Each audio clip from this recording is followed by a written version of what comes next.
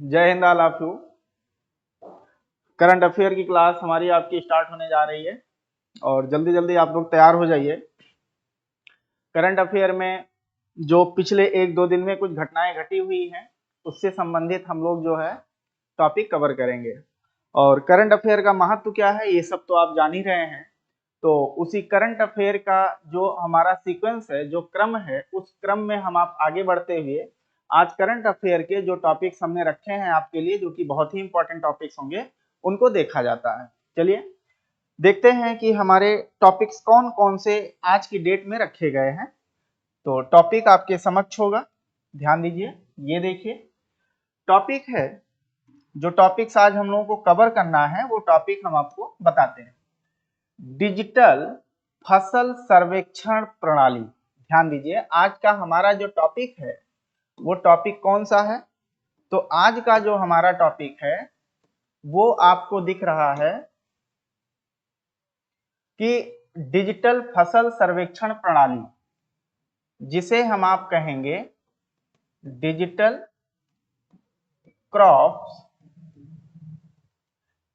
सर्वे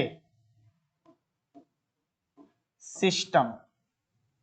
ठीक, ये आज का हमारा फर्स्ट टॉपिक होगा, जो कि बहुत ही इंपॉर्टेंट टॉपिक होगा। ये टॉपिक आपका दो जगह, एक तो प्रीलिम्स में इसका काफी इंपॉर्टेंस होगा और दूसरा मेंस में आपके लिए इंपॉर्टेंस रखेगा जब हम लोग एग्रीकल्चर वाला पार्ट्स जो है वो कवर करेंगे।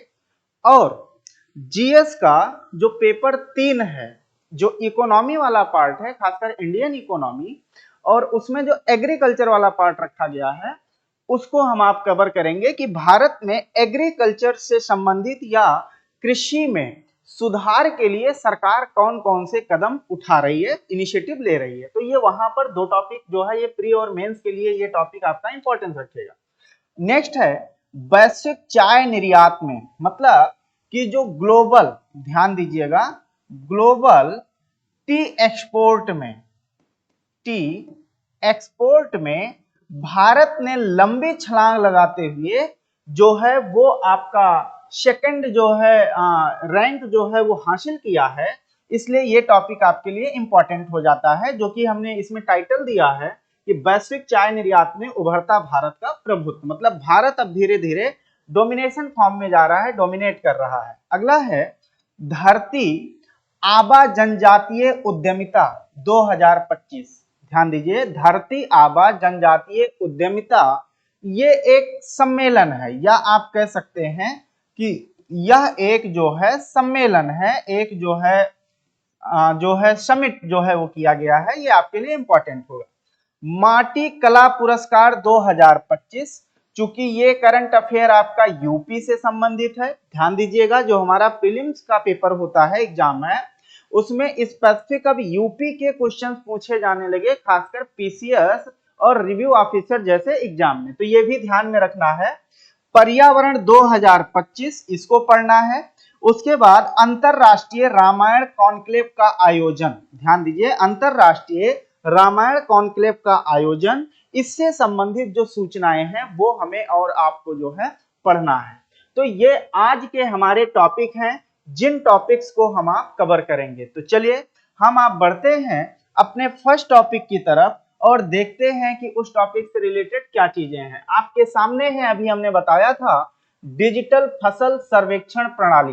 ध्यान दीजिए, ये एक अभी ऐसा सिस्टम है, ये सिस्टम आपका अभी जनरेट किया गया है, जो किसान एवं कल्याण मंत्रालय है उसके द्वारा ये सिस्टम लाया गया है, जिसमें जो कृषि क्षेत्र हैं, कृषि क्षेत्र मतलब जो फसली क्षेत्र हैं, फसली जो मतलब खेत हैं, उन कृषि क्षेत्रों को डिजिटलाइज किया जाएगा, जिससे रियल टाइम ये पता चलेगा कि भारत के किन किन क्षेत्रों में कृषि कार्य हो रहा है, उस कृषि कार्य वाले क्षेत्र में किन किन चैलेंजेस से वहां पे किसान गुजर रहे हैं, किसानों को किस तरीके से उनको जो है किसी भी प्रकार का इनिशिएटिव अगर सरकार लेती है, किसानों के लिए अगर कोई भी जो है कदम उठाती है, वो सारी जो है चीजें रियल टाइम डिजिटलाइज करके जो है वो यहाँ पर प्रॉपर दिया जाएगा। तो ये जो सर्वे सिस्टम लाया गया है ये खासकर कैसा है,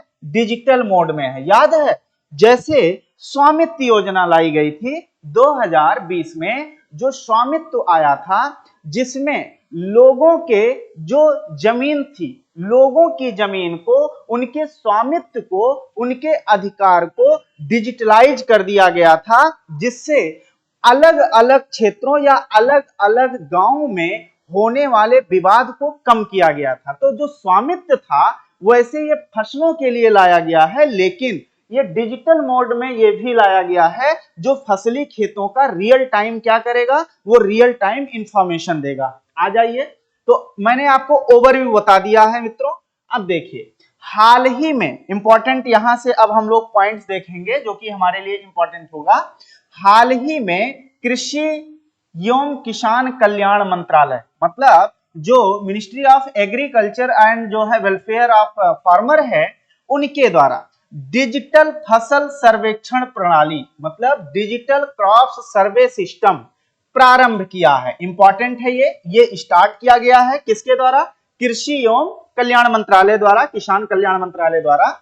इसका उद्देश्य मोबाइल इंटरफेस के माध्यम से सीधे खेत से वास्तविक समय में फसल बुआई की जानकारी एकत्र करना है। मतलब कि इसमें जो हमें जानकारी दी जाएगी वो सारी जानकारी आपकी रियल टाइम होगी। मींस जो जो चीजें हो रही हैं, बुआई हो रही है, बुआई से संबंधित क्या रकबा है, क्या क्षेत्र है, वो पूरा रियल टाइम हमें सूचना मिलेगी। बुआई करते समय किसानों को किन किन चीजों, किन किन चुनौतियों से जो है गुजरना पड़ रहा है, रियल टाइम वो हमें देखने को मिलेगा। इसलिए ये सर्वे आपका जो डिजिटल मोड में है, इसको ये सिस्टम लाया गया है। यह अभूतपूर्व पहल है। मतलब क्या है, एक इन्वेंटिव इनिशिएटिव है। अभूतपूर्व मतलब हुआ एक इन्वेंटिव जो है ये जो है इनिशिएटिव है, जिसमें प्रत्येक कृषि भूखंड, मतलब कि जो कृषि क्षेत्र है, जो क्रॉप्स के लिए जो फील्ड है, क्रॉप्स फील्ड आप कह सकते हैं, के लिए फसल क्षेत्र की सटीक और अद्यतन जानकारी, अद्यतन जानकारी मींस अपडेटेड, अद्यतन मतलब मींस होता है अपडेटेड, जो है वो क्या मिलेगी, तो अपडेटेड जो है हमें इंफॉर्मेशन मिलेगा। मतलब रियल टाइम, जैसे हम आप किसी चीज को रियल टाइम देखते हैं तो क्या होता है, प्रेजेंट टाइम में क्या एक चीज होता है, पुरानी सूचना होती है, उस सूचना को हम लोग देखते हैं।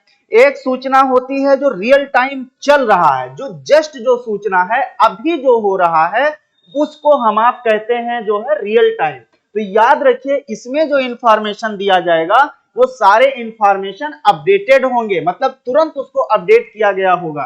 सुनिश्चित करती है जो सटीक उत्पादन अनुमानों के लिए महत्वपूर्ण है। मतलब क्या है कि अगर हमें रियल टाइम जो है इंफॉर्मेशन मिलेगी तो उस इंफॉर्मेशन से हमें क्या होगा कि जो उत्पादन है, जो प्रोडक्शन हो रहा है, उस प्रोडक्शन में हमें जो अनुमान लगाना है वो हमें रियल टाइम देखने को मिलेगा। मतलब सटीक होगा। एक होता है अनुमान लगाया जाता है कि इस वर्ष इतना जो है प्रोडक्शन होगा। सरकार दो तरीके का जो है वो अपना जो है रिपोर्ट लाती है, या दो तरीके का जो है रिपोर्ट जारी करती है।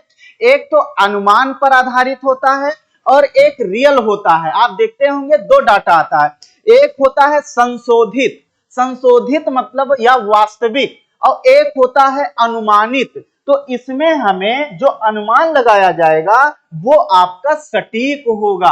अभी तक क्या होता है कि अगर सरकार ने 5 का अनुमान लगाया है तो पता चलता है कि जब उसका फाइनल हमें आउटपुट मिलता है तो उसमें वेरिएशन ज्यादा दिख जाता है। क्यों? क्योंकि वो रियल टाइम नहीं होता, वो एक लॉन्ग ड्यूरेशन का अनुमान होता है जो कभी कभी फेल भी हो सकता है, जो परिस्थिति या कंडीशन के अकॉर्डिंग वो बदल भी सकता है। लेकिन इससे क्या होगा कि सारी चीजें अगर रियल चल रही होंगी तो हमें टाइम टू टाइम, मतलब शॉर्ट टर्म हमें गोल बनाने में आसानी हो जाएगी। तो ये जो सर्वे होगा इससे फायदा क्या होगा कि जो उत्पादन अनुमान है, जो प्रोडक्शन के लिए जो हम आप अनुमान लगाते हैं, जो प्रोबेबिलिटी को रखते हैं, वो प्रोबेबिलिटी आपके रियल के ज्यादा से ज्यादा नजदीक देखने को मिलेगा। एक पॉइंट तो ये हुआ। नेक्स्ट पॉइंट आप देखेंगे तो आपके लिए ये पॉइंट्स आएगा। अब इसकी विशेषता क्या है, इसका फीचर क्या है, जो अभी हमने बताया कि जो डिजिटल मोड में लेकर आया गया, इसका जो है इसका फीचर क्या होगा। नंबर 1 देखिए, फर्स्ट पॉइंट है वास्तविक समय डेटा संग्रह। अभी मैंने यही समझाया है, रियल टाइम डेटा कलेक्शन, मतलब कि आज क्या घटना घटी, आज क्या हुआ, आज कितना टेम्परेचर था, आज कितनी बरसात हुई है, उसको रियल टाइम हमें डाटा कलेक्शन करने में आसानी हो जाएगी। मतलब तुरंत की घटना, तुरंत जो इफेक्ट दिखा या जो चीजें आई, उसको हम तुरंत जो है एज अ डाटाबेस हम देख सकेंगे। नेक्स्ट है agri stack. Agri stack digital व्यक्तिगत डेटा संरक्षण अधिनियम 2023 डीपीए। याद रखिए 2023 में सरकार ने खासकर कम्युनिकेशन से रिलेटेड डाटा को लेकर के एक जो है क्या लेकर आई थी, एक बिल लेकर आई थी, जिसके तहत 2023 में एक एक्ट बनाया गया।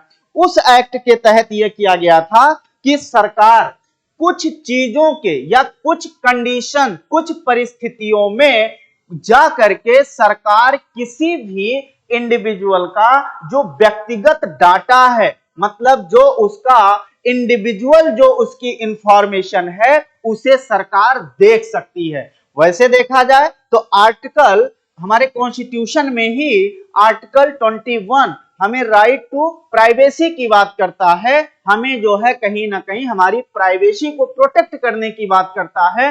लेकिन इस अधिनियम में 2023 में जो आया था, खासकर डाटा प्रोटेक्शन एक्ट आया था 2023 में, जिसमें सरकार ने किया था कि कुछ विशेष परिस्थिति में किसी भी व्यक्ति विशेष के डाटा को सरकार जो है वो देख सकती है।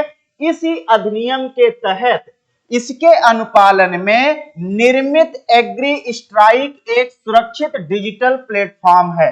मतलब कि जो एग्री स्टॉक मतलब हुआ जो हमें डिजिटली या जो इंफॉर्मेशन एक जगह हमारा कलेक्ट होता है, प्लेटफॉर्म है। यह कड़े सुरक्षा मानकों का अनुपालन करते हुए किसानों के डेटा को पूर्ण गोपनीयता, याद रखिए जब हम आप इंटरफेस करेंगे, इंटरफेस मतलब ये हुआ जैसे हम आप किसी भी चीज को जब ऑनलाइन करने की कोशिश करते हैं तो एक ऐप डाउनलोड करते हैं, ऐप में हम अपनी इंफॉर्मेशन डालते हैं, नाम डालते हैं, एड्रेस अगर मांग रहा है एड्रेस डालते हैं, मोबाइल नंबर डालते हैं, उसके बाद डीओबी अगर डेट ऑफ बर्थ मांग रहा है तो वो डाल, ये सब हमारी अपनी प्राइवेसी मतलब हमारा इंडिविजुअल ये जो है चीजें होती हैं।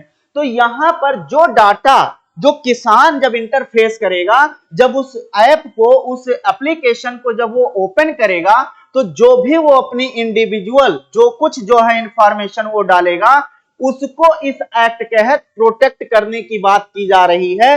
मतलब किसी भी व्यक्ति की जो डाटा होगा, उसका जो पर्सनल जो है या जो व्यक्तिगत डाटा होगा, उसे जो है किसी तरीके से लीक नहीं होने दिया जाएगा। इसमें जो है इस बात की कोशिश की जाएगी। आप देखिए पूर्ण गोपनीयता, मतलब पूर्ण गोपनीयता मतलब यहां पर हुआ एब्सोल्यूट प्राइवेसी। पूर्ण गोपनीयता का मतलब यह होता है एब्सोल्यूट प्राइवेसी। और एब्सोल्यूट प्राइवेसी का मतलब क्या होता है, इसका मतलब यह हो जाएगा कि एब्सोल्यूट प्राइवेसी में किसी तरीके से, किसी भी तरह से उसके व्यक्तिगत या उसके पर्सनल जो है इंफॉर्मेशन को लीक नहीं होने दिया जाएगा। तो ये मतलब होता है आपका एब्सोल्यूट प्राइवेसी, सुरक्षा को सुनिश्चित करता है। मतलब इस अधिनियम के तहत उस किसान की इंफॉर्मेशन उसको जो है प्रोटेक्ट किया जाएगा। किसान केंद्रित दृष्टिकोण, याद रखिए इसमें जो फोकस है, जो सेंट्रिक पार्ट है वो किसान है। इसका मतलब हुआ कि इसमें किसानों के हितों को ध्यान में रखा जाएगा, इसमें किसानों को क्या क्या फायदा हो सके, हमारा जो गोल होगा वो किसान होगा। मतलब किसान सेंट्रिक, फार्मर सेंट्रिक ये जो है लाया गया है, जिसमें किसानों को किस तरीके से सुविधा दी जा सके, सारा का सारा जो इसमें मतलब लास्ट जो इसका जो है गोल होगा वो फार्मर होगा। तो किसान केंद्रित दृष्टिकोण मतलब फार्मर सेंट्रिक अप्रोच, मतलब इसमें जो चीजें की जाएगी वो किसके, उसमें कौन सा जो है साध्य होगा, याद रखिए इसमें साध्य किसान होगा, इसमें किसान साधन नहीं होगा, किसान साध्य होगा। मतलब सारी चीजें किसको टारगेट करके की जाएगी, किसानों को। अगर नुकसान हो रहा है किसी तरीके तो किसान को नुकसान नहीं होना चाहिए, अगर फायदा ज्यादा से ज्यादा देना है तो जो है किसानों को फायदा होना चाहिए।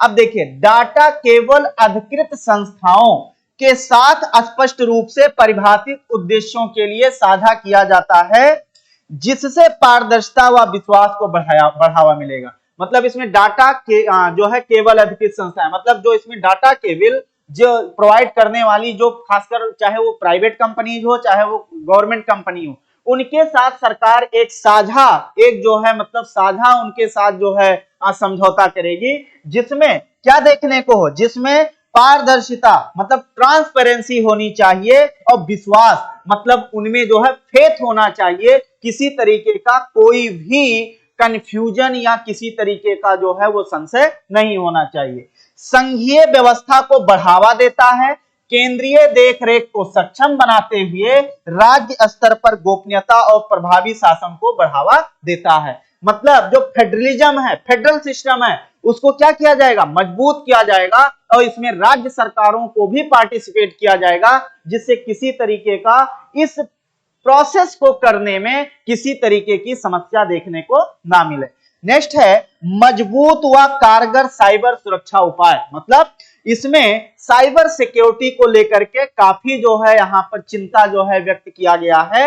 मतलब किसी तरीके से साइबर सिक्योरिटी मजबूत हो जिससे किसी तरीके का साइबर खतरा ना हो, मतलब साइबर सुरक्षा को क्या किया जाएगा, ये जो है काफी मजबूत और उन्हें जो है इन्वेंटिव फॉर्म में लाया जाएगा। तो ये था इसका यहाँ पर पॉइंट जो इसमें जो है इसका जो है क्या है वो विशेषता के रूप में। अब इससे लाभ क्या होगा, लाभ तो मैंने अभी आपको बताया भी है, लेकिन आ जाइए देख लेते हैं। बेहतर फसल क्षेत्र अनुमान अभी समझाया है, यह सीधे खेतों से वास्तविक समय में सटीक डाटा एकत्र करती है जिससे फसल क्षेत्र का अनुमान लगाना आसान और भरोसेमंद बनाता है। किसानों को प्रभावी सहायता, ये न्यूनतम समर्थन मूल्य, याद रखिए जो एमएसपी है मिनिमम सपोर्ट प्राइस जो है कम से कम सरकार द्वारा किसानों को दी गई किसी भी फसल पर जो मूल्य है उसे एमएसपी, उसे हम आप क्या कहते हैं, मिनिमम सपोर्ट प्राइस आधारित खरीद, फसल बीमा और फसल ऋण जैसे सेवाओं को आसानी से उपलब्ध कराती है जिससे किसानों को समय पर मदद मिलती है। अगर इसको लागू किया जाएगा तो हमें यह फायदा देखने को मिलेगा। प्रभावी दक्षता मतलब इफेक्टिव इफिशियंसी, डाटा संग्रह मतलब डाटा कलेक्शन की प्रक्रिया को डिजिटल और स्वचालित करने से गलतियों की संभावना कम होती है और कृषि क्षेत्र में काम करने की दक्षता और गुणवत्ता में सुधार होगा। मतलब कृषि कार्यों में इफिशियंसी बढ़ेगी और क्वालिटेटिव होगा, क्वालिटी बढ़ेगी, मतलब कि कहीं ना कहीं गुणवत्ता में भी क्या होगा, सुधार देखने को मिलेगा। तो ये इसके हमें लाभ देखने को यहां पर मिलेंगे।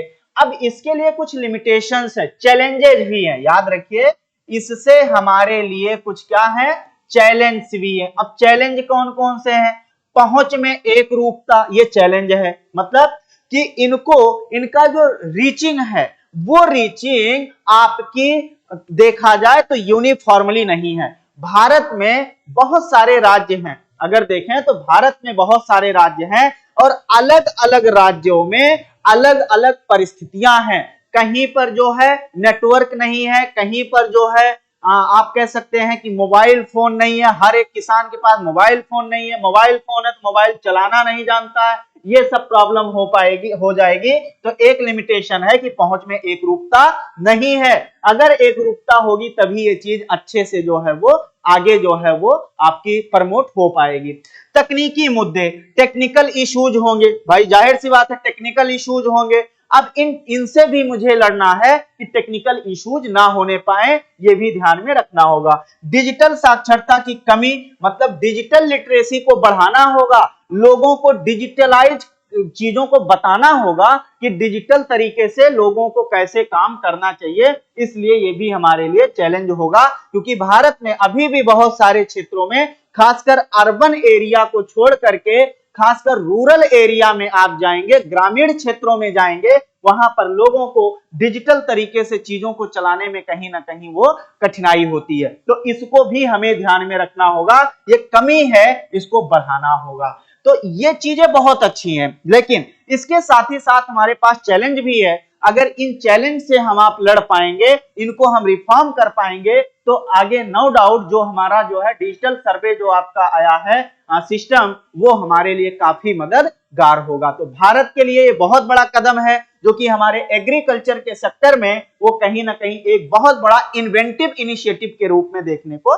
मिलेगा। चलिए हम लोग नेक्स्ट टॉपिक पर चलते हैं, और आपके सामने है वैश्विक चाय निर्यात में उभरता भारत का प्रभुत्व। याद रखिए, बहुत इंपॉर्टेंट है। अभी रिसेंटली ये हुआ है कि भारत ने श्रीलंका को पीछे छोड़ते हुए लगभग 255 मिलियन किलोग्राम चाय टी का प्रोडक्शन करके भारत ने सेकंड पोजीशन जो है वो अचीव कर ली है आफ्टर चाइना। चीन सबसे ज्यादा चाय का प्रोडक्शन करता है इन द वर्ल्ड, और सेकंड पोजीशन पे अब कौन हो गया है? तो भारत हो गया है, जिसने श्रीलंका को सुपरसीड किया है। श्रीलंका को पीछे करते हुए भारत दूसरा सबसे बड़ा चाय उत्पादक देश बन चुका है। तो ध्यान दीजिए, हाल ही में जारी भारतीय चाय बोर्ड, इंडियन टी बोर्ड जो है के आंकड़ों के अनुसार वर्ष 2024 में भारत में लगभग 255 million kilogram, point be noted, important है, चाय का निर्यात किया है। याद रखिए,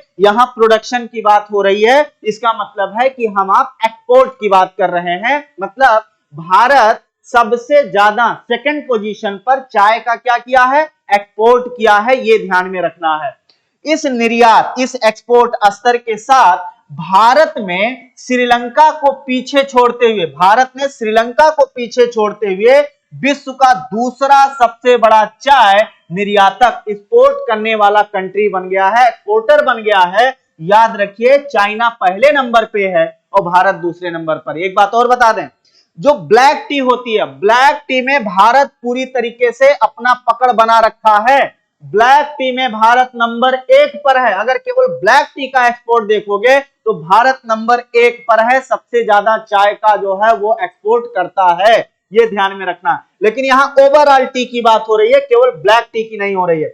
2023 में भारत का निर्यात 231.69 मिलियन किलोग्राम था, जो कि 2024 में 10% की वृद्धि हो गई। 231 से 255 मिलियन किलोग्राम जो है चाय हमने क्या किया है? एक्सपोर्ट किया है। ये हमारे लिए काफी इंपॉर्टेंट डाटा है। ये दोनों जगह यूपीएससी में भी पूछे जाने की पूरी संभावना है, और पीसीएस के लिए तो ये एक बहुत ही अच्छा क्वेश्चन है।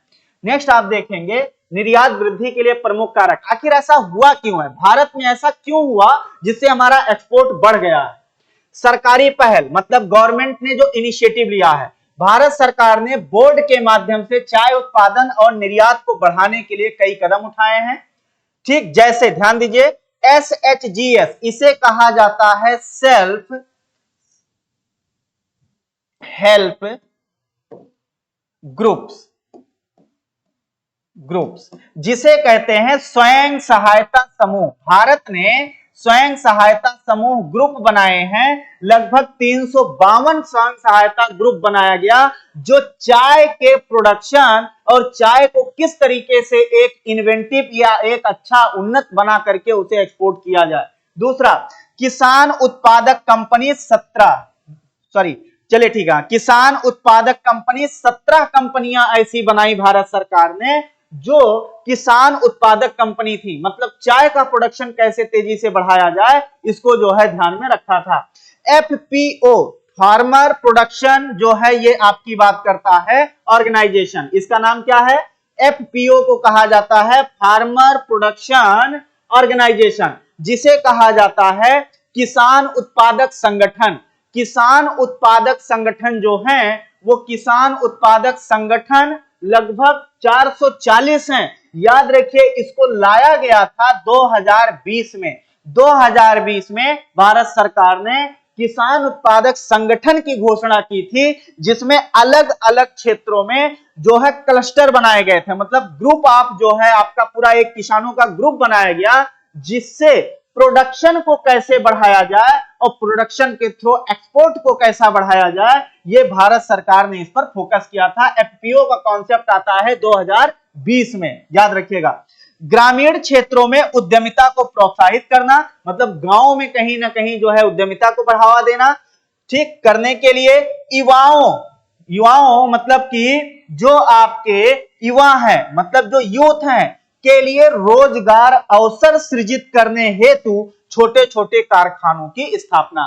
सरकार ने गांव में जो युवा हैं, जो आपके यूथ हैं, उन्हें रोजगार का अवसर प्रदान करने के साथ साथ उन्हें छोटे छोटे कारखाना लगाने के लिए सरकार ने क्या किया, प्रोत्साहित किया, प्रमोट किया, उनको अलग अलग तरीके से बहुत सारे फायदे के द्वारा उन्हें इस कार्य के लिए जो है प्रमोट किया, मतलब कि उन्हें बढ़ावा दिया। निर्यात नीति का समर्थन, याद रखिए भारत ने टारगेट बनाया कि हमें एक्सपोर्ट करना है टी को, जिसको लेकर के हमने बहुत सारे रूल्स और बहुत सारे रेगुलेशन को हमने आसान बनाया, जिससे हमारा एक्सपोर्ट बढ़ सके। इसको हम लोग कह रहे हैं निर्यात नीति का समर्थन। मतलब सरकार ने गोल बनाया कि हम आने वाले अब समय में चाय को घरेलू खपत के साथ साथ, मतलब डोमेस्टिक हम यूज के साथ साथ हम उसे विदेशों में भी जो है एक्सपोर्ट करेंगे। सरकार ने ऐसा अपनी नीतियां बनाई।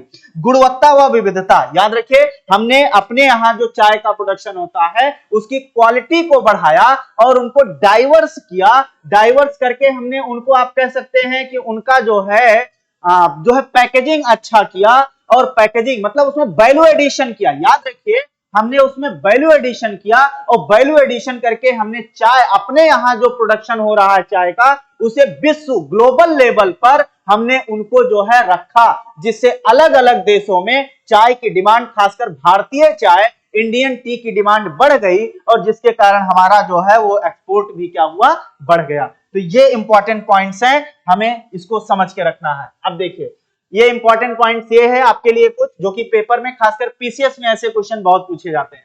भारत का सबसे बड़ा चाय उत्पादक राज्य जो है वो कौन है, आसाम है। आप जानते हैं आसाम में चाय का प्रोडक्शन सबसे ज्यादा होता है।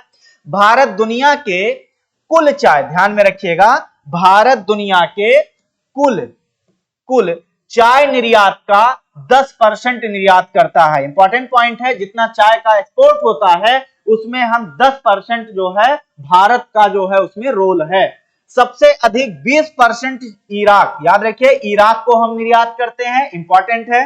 चाय बोर्ड, अब हमारे यहाँ एक चाय बोर्ड बनाया गया है, टी बोर्ड बना था। यह एक वैधानिक निकाय है, मतलब संसद द्वारा एक कानून बनाया गया था, उसी कानून के थ्रू हमने चाय बोर्ड को जो है स्थापना किया था। इसीलिए ये एक स्टैट्यूटरी जो है आपका एक बॉडी मानी जाएगी, एक वैधानिक निकाय है। इसे चाय अधिनियम 1953 के धारा 4 के तहत स्थापित किया गया था।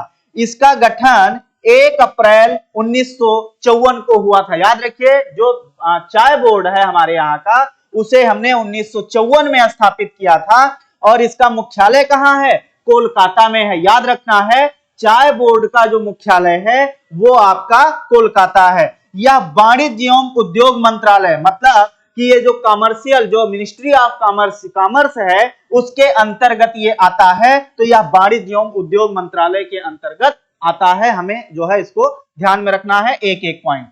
नेक्स्ट आप देखिए, अब इसका कार्य क्या था, जो बोर्ड चाय बोर्ड बनाया गया उसका फंक्शन क्या था। तो इसका फंक्शन आपको जो है ध्यान में रखना है, चाय उत्पादन और खेती को विनियमित करना, मतलब जो चाय का प्रोडक्शन है उसे, और जो चाय की खेती होती है उसे रेगुलेट करना। चाय की गुणवत्ता में सुधार, मतलब जो क्वालिटी है, क्वालिटेटिव टी का प्रोडक्शन किया जाए, इस पर फोकस करेगा। घरेलू एवं अंतरराष्ट्रीय स्तर पर चाय का प्रचार प्रसार, डोमेस्टिक लेवल पर और इंटरनेशनल लेवल पर चाय का क्या करना, चाय का प्रचार करना, चाय को कहीं ना कहीं जो है उसको बढ़ावा देना। बागान श्रमिकों, जो चाय के बागान होते हैं उन श्रमिकों का जो है वेलफेयर, कल्याण के लिए समय समय पर उपाय सुझाव देना कि किस तरीके से चाय बागान में काम करने वाले जो श्रमिक हैं, लेबर हैं, उन लेबर का जो है क्या हो सके, उन लेबरों का कल्याण हो सके। तो ये आपको ध्यान में रखना होगा।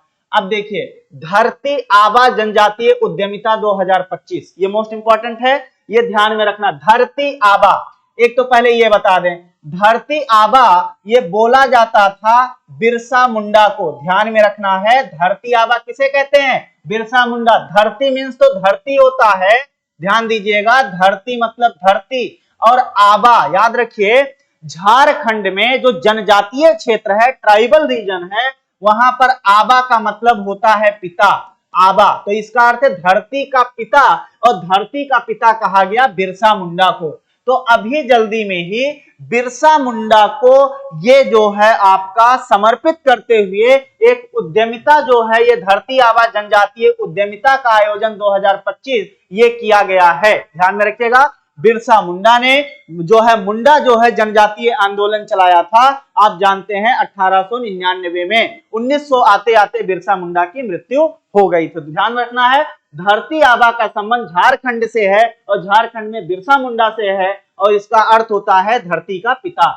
आयोजन इसका हुआ है 3 से 5 अप्रैल होने को है, ध्यान दीजिए, इसका आयोजन कब होगा? 3 से 5 अप्रैल जो है इसका आयोजन किया जा रहा है। आप ये पॉइंट जो है ध्यान में रखेंगे, मतलब आज की डेट में ये शुरुआत होगी, आज इसकी क्या होगी? शुरुआत होगी। इसको नई दिल्ली भारत मंडपम में इसका आयोजन किया जाएगा। भारत मंडपम वही जहां पर क्या हुआ था? G20, जो G20 हुआ था, उसी G20 का जो इंफ्रा या जो बनाया गया है, वहीं पर इसका आयोजन किया जाएगा। अनुसूचित जनजाति उद्यमियों के लिए एक प्लेटफॉर्म प्रोवाइड किया जा रहा है, मतलब जो एसटी समाज के, जो जनजातीय क्षेत्रों के जो लोग हैं, उन्हें उद्यमिता के लिए, उन्हें एंटरप्रेन्योरशिप के लिए, उन्हें आगे अपना उद्यम बढ़ाने के लिए ये एक प्लेटफॉर्म जो है वो दिया जा रहा है। इसका आयोजन जनजातीय कार्य मंत्रालय द्वारा किया जा रहा है, जो भारत सरकार का जो मिनिस्ट्री ऑफ ट्राइबल वेलफेयर है, उसके द्वारा इसको जो है किया जा रहा है। इंपॉर्टेंट पॉइंट है, इसे बिरसा मुंडा, देखिए वो पॉइंट आपको मिल गया, बिरसा मुंडा की 150वीं जयंती को समर्पित किया गया है। अगला, इसका उद्देश्य जनजातीय लोगों को उद्यमिता समृद्धि ज्ञान, मतलब जो एंटरप्रेन्योरशिप से संबंधित जो नॉलेज है, उसको जो है क्या किया जाएगा? वो दिया जाएगा। कौशल मतलब स्किल को बढ़ा करके आत्मनिर्भर, याद रखिए ये है आपका आत्मनिर्भर, लोगों को क्या किया जाएगा? आत्मनिर्भर बनाया जाएगा। लोगों को कहीं ना कहीं क्या किया जाएगा? तो सेल्फ डिपेंड जो है किया जाएगा। लोगों को जो है कहीं ना कहीं समाज में कैसे सुदृढ़ किया जाए, कैसे उनको जो है अच्छे से डेवलप करने का मौका दिया जाए, इस उद्यमिता जो आपका मेला है उसमें जो है ये फोकस किया गया है। तो इंपॉर्टेंट है, धरती आबा जनजातीय उद्यमिता ये आपका दिल्ली में आयोजन किया जा रहा है, ये भारत मंडपम में है। इसका फोकस कौन है? इसके फोकस है आपके जनजातीय लोग, ट्राइबल लोग, उनको जो है फोकस किया गया है। चलिए नेक्स्ट देखिए, ये माटी कला पुरस्कार मोस्ट इंपॉर्टेंट है, ये 2025 की बात हो रही है। एक पॉइंट बता दें, ये अभी हमने बताया था, ये यूपी का करंट है। ये कहां का करंट है? यूपी, क्योंकि यूपी सरकार जो है वो हर साल जो माटी कला, मतलब जो शिल्प कला, जो अपने हाथों से भिन्न भिन्न प्रकार की चीजें बना करके हमारे जो है मार्केट में लेकर आते हैं, उस क्षेत्र, उस स्थान के महत्व को बताते हैं। जैसे हम आप जानते हैं वन डिस्ट्रिक्ट वन प्रोडक्ट, ये उसी का एक क्या है? उसी का एक आप कह सकते हैं एप्लीकेशन है, उसी का एक व्यवहारिक रूप है। ये माटी कला पुरस्कार ये उत्तर प्रदेश सरकार द्वारा जो है वो दिया गया है। तो ध्यान दीजिए, लखनऊ में राज्य स्तरीय माटी कला एवं ग्रामोद्योग पुरस्कार दिया गया है। MSME मतलब कि जो micro, small and medium enterprises है, मतलब कि जो है सूक्ष्म, लघु एवं मध्यम उद्योग, खादी एवं ग्रामोद्योग मंत्री राकेश सचान ने पुरस्कार का वितरण किया है। तो ये किस मंत्रालय से संबंधित है? MSME से रिलेटेड है, और खादी एवं ग्राम उद्योग मंत्री राकेश सचान ने इसको दिया है।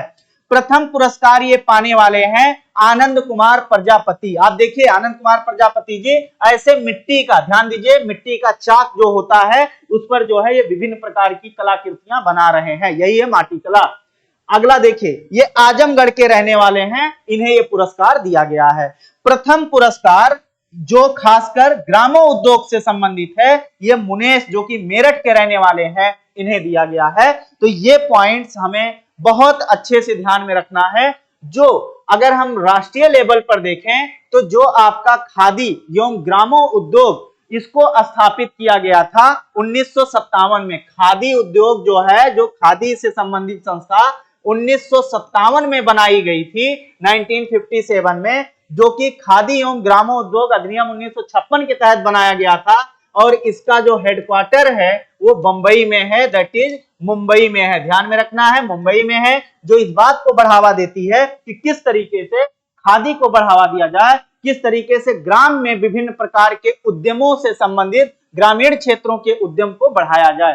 तो ये बहुत ही इंपॉर्टेंट है, खासकर यूपी के करंट से पॉइंट ऑफ व्यू से ये हम आपको अच्छे से जो है इसको पढ़ करके रखना होगा। नेक्स्ट देखिए, पर्यावरण 2025, ये अभी एक सम्मेलन हो रहा है और ये सम्मेलन हुआ है, ये 29 से 30 मार्च नई दिल्ली में हुआ है। ध्यान में रखिए, ये नई दिल्ली में हुआ है। कार्यक्रम का उद्घाटन राष्ट्रपति द्रौपदी मुर्मू ने किया है। यह 2 दिवसीय राष्ट्रीय सम्मेलन है।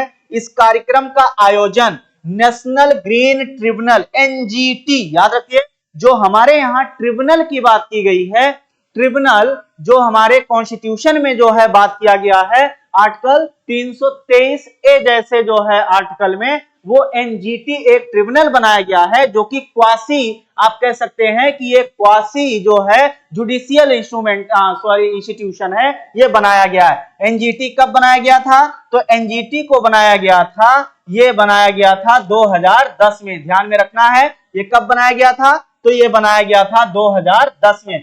इसकी देखरेख में इसका आयोजन किया गया है। इस सम्मेलन का उद्देश्य पर्यावरण चुनौतियों पर चर्चा करना और अच्छे कार्यों एवं अनुभवों को साझा करना। मतलब ये पर्यावरण से रिलेटेड है कि लोगों को पर्यावरण के प्रति जागरूक किया जाए और उनके एक्सपीरियंस को शेयर किया जाए। अलग अलग क्षेत्रों में अगर किसी ने एनवायरनमेंट को प्रोटेक्ट करने के लिए कोई भी अगर अपना एक अच्छी पहल लिया है, इनिशिएटिव लिया है, तो उस इनिशिएटिव को यहाँ शेयर किया जाएगा, जिससे लोगों को क्या मिले? जिससे लोगों को प्रोत्साहन मिले आप पर्यावरण को बचाने के लिए। चले नेक्स्ट आप देखेंगे, अगला है ऑपरेशन ब्रह्मा।